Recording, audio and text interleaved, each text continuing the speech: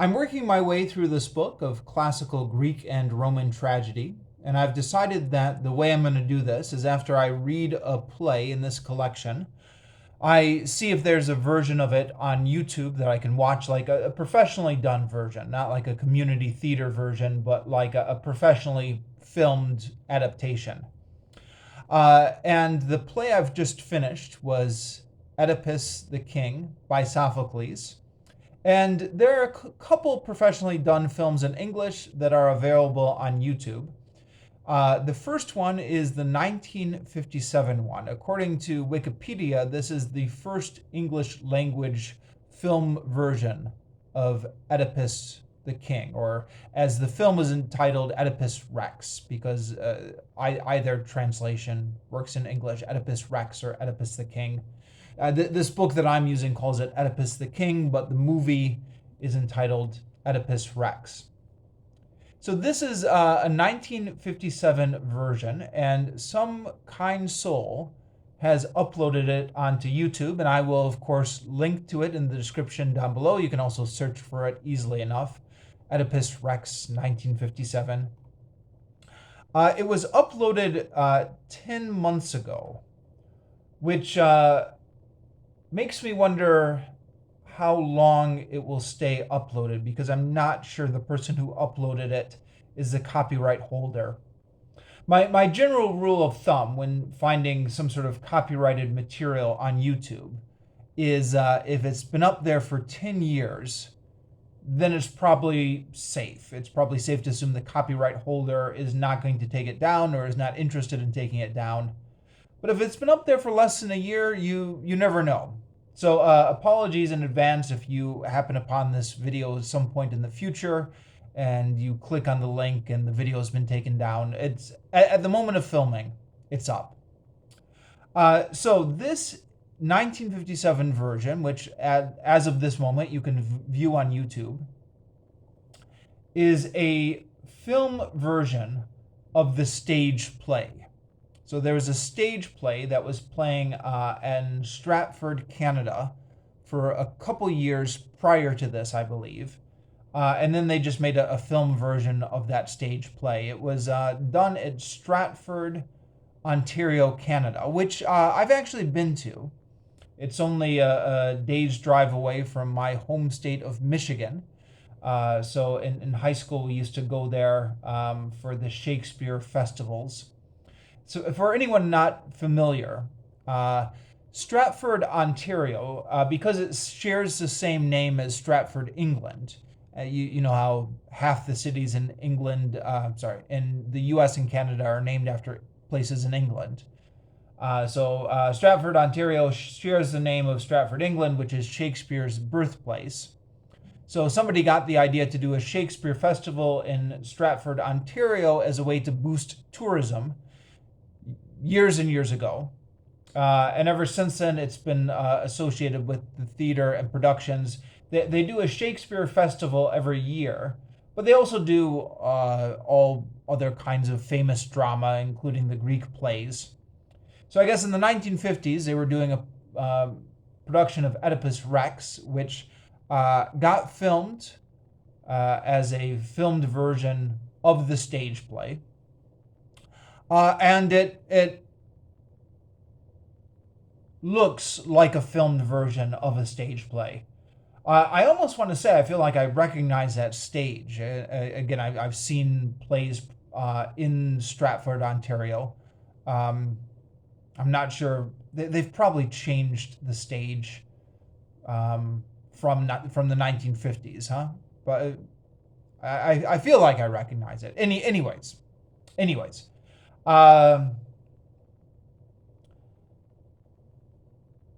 So there's no exotic scenery or anything like that. It's filmed on a stage, but it's a decent movie of a stage production.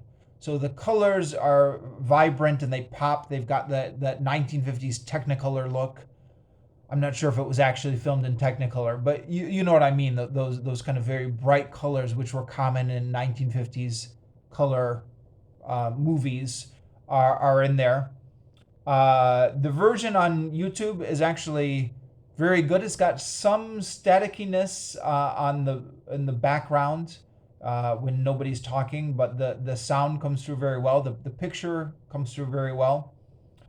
Um, the camera is able to get at these actors from a number of different angles. The guy who's playing Oedipus Rex was apparently a famous stage actor and Shakespearean named Douglas Campbell, who I don't recognize, but according to his Wikipedia, he's been in a number of movies and TV shows. There are a number of people who look like they may have been famous in their day. People with their own Wikipedia links here, looking at the cast link. But the most recognizable name, at least in my opinion, is William Shatner, Captain Kirk, who's a member of the chorus. If they're all wearing masks. I'll come back to that point in a bit, but they're all wearing masks as was traditional in the Greek drama. So you don't really see his face, but somebody has uploaded another YouTube video in which they've just taken when he has a line and put William Shatner and Oedipus Rex or something like that as the title of the YouTube video. Again, I'll link to it down below. And yeah, you can hear the voice, and it is very distinctively William Shatner. He's got that distinctive Shatner voice. He must have been quite young at that time. When was he born? He was born in 1931, so in his 20s, I guess, at that time, right? 31, 41, 50. Yeah, in his I guess in his late 20s. Yeah.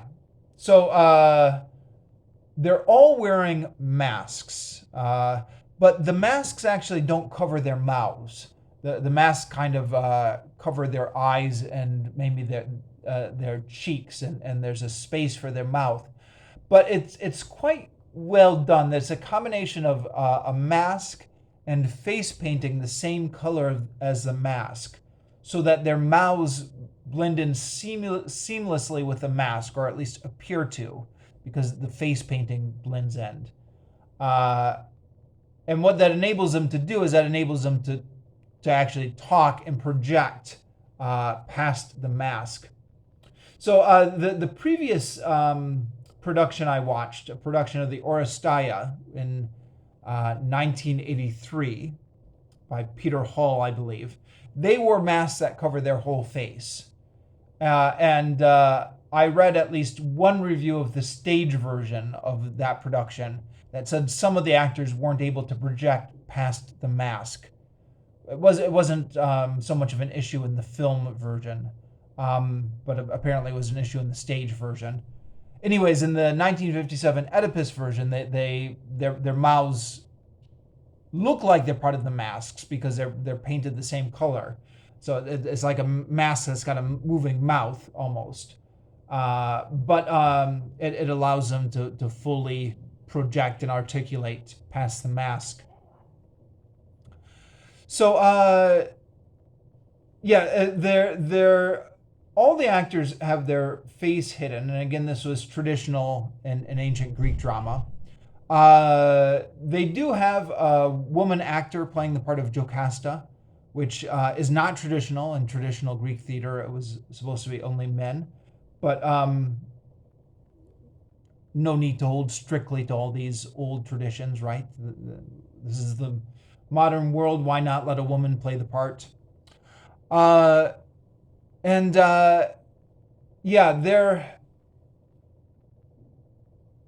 guy who plays Oedipus, especially, again, a guy named Douglas Campbell, is really giving it his all in a very bombastic kind of stage production. Like, I am a Shakespearean actor.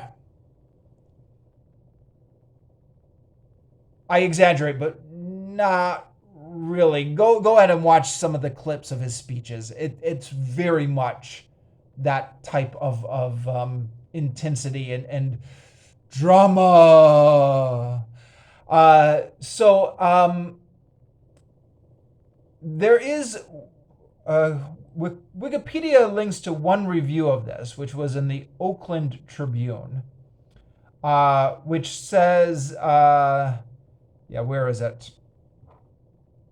It says, Guthrie produced a show, Guthrie is the director, which may appeal to some devotees of Greek tragedy in general, and Sophocles in particular, but the picture struck me as too pretentious for enjoyment. Sadly boring in contrast with many live productions of the play I have enjoyed.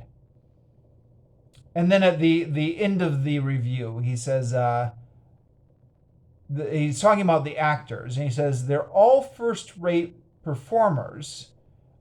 They had upon occasion a somewhat affected method of delivery that jarred on my eardrums. Yeah, I can see where he's coming from on this. And he goes on to say, in this version, Oedipus is destined for museum showings and might gain renown at colleges, but lacks sufficient appeal to satisfy the majority of highbrow moviegoers. So not surprising that this was not a big commercial success, although apparently it did get a limited theatrical release in 1957. Apparently it only played it at like the art house theaters, but still, did get a theatrical release of sorts.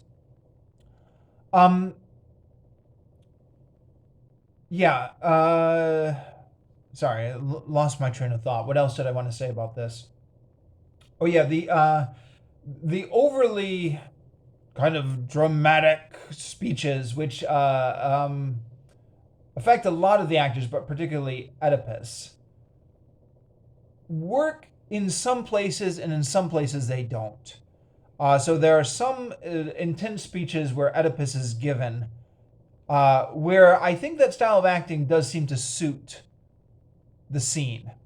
And there are some scenes where it just comes off strange.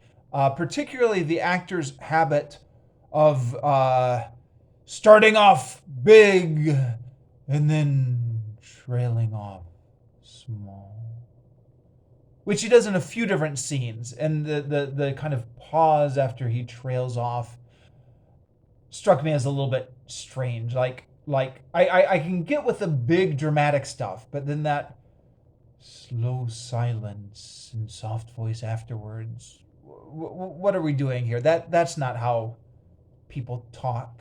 I mean, I know it's drama, but so there is that to get past. But on the whole, I'm very glad I saw this. Because I think it did help me understand the play that much better.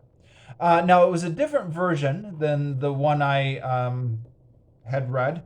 So the version I read was translated by Kenneth Cavender and isn't even copyrighted until 1961.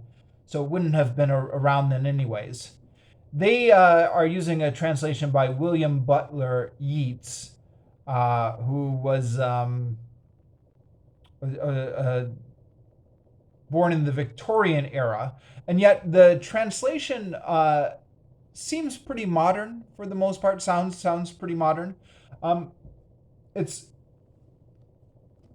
Was largely similar to the version I had read, but there were a few spots where I was like, I don't remember that at all, and I paused the YouTube video to look it up in my translation, and saw that in some cases the meaning was pretty different in one of two spots, which I guess is just a reminder of how much flexibility there is in translation, right? How much stuff can get lost or interpreted in translation, and how many maybe different interpretations are possible. You kind of tend to forget this when you only just read one translation. But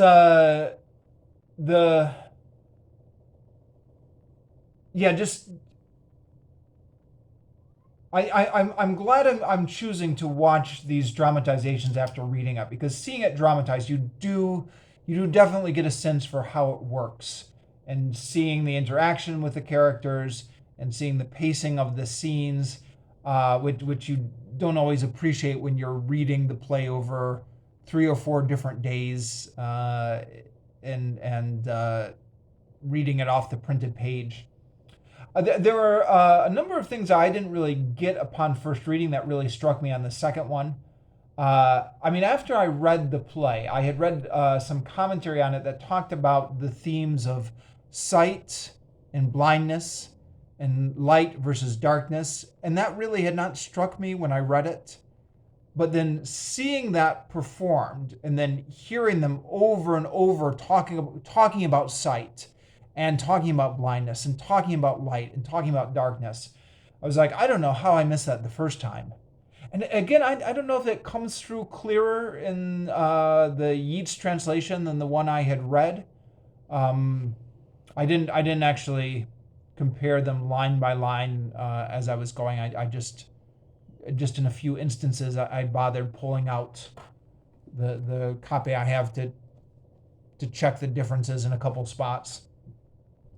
So I didn't do a thorough comparison. I'm just relying on my faulty memory. There was also a interesting note at the beginning, right at the beginning, before the play actually started, when the actor was just talking to the camera and saying, "Welcome to our play. This is a little play we're doing." And he compared Oedipus to Jesus Christ. And he says, just as Jesus suffered to redeem humanity, so Oedipus was destroyed to save his town. Which was an interesting comparison. I guess the one interpretation of the play you could have is Oedipus is destroyed to redeem his sin of killing his father and marrying his mother. But I guess the idea that he's just kind of a sacrificial, sacrificing himself to redeem his town is kind of taking the interpretation that Oedipus didn't really do anything wrong. He's just the victim of fate.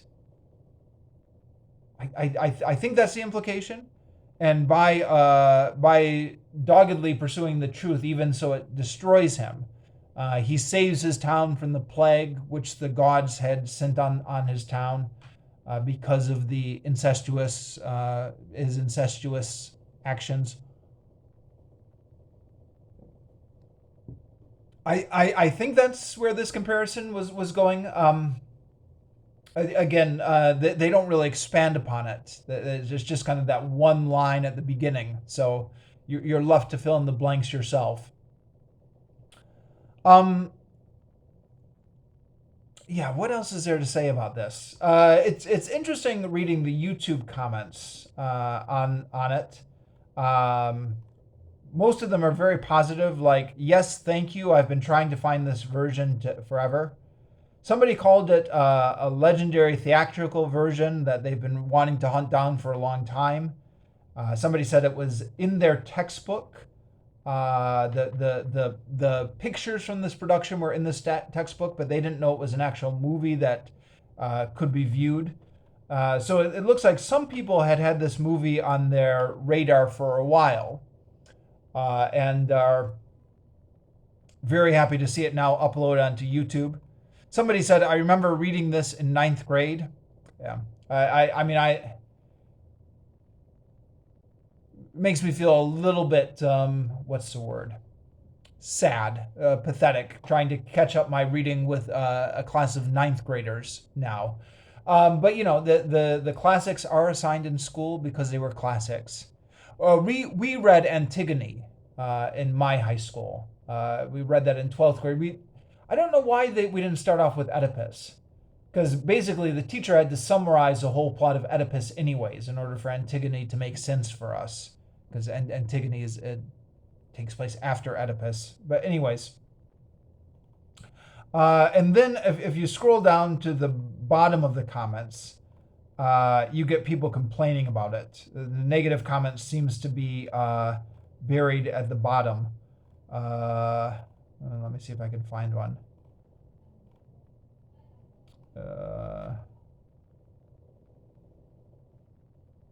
So, yeah, talking about how it's overly dramatic, how it's too boring, how they have to watch this for their class or read this for their class. And yeah, I mean, I get it, kids. If someone was forcing me through this, I think I would resent it at all. Oh, yeah, here's a comment. They're all so cringe. I hate this class. Okay, so that's another person who's being forced to watch this for his class. This is one of the worst movies I've ever seen. That's another comment. Here's another one. Stupid presentation of a beautiful drama. There's another one. Utterly miserable. So, okay, this production has its critics. And yeah, I can see. And again, like I mentioned, even at the time, the Oakland Tribune mentioned that he had seen many more live productions of the play that were less pretentious and kind of, I guess, presumably where the actors talked more like real people instead of these deep. Okay, I won't. I'll spare you my bad impressions. You get the point. But this thing exists. It's on YouTube, and I think if you're like me, if you're trying to do a study of the classics, it's worth checking out. It's worth checking out. So I'll link to it down below, and go ahead and check it out.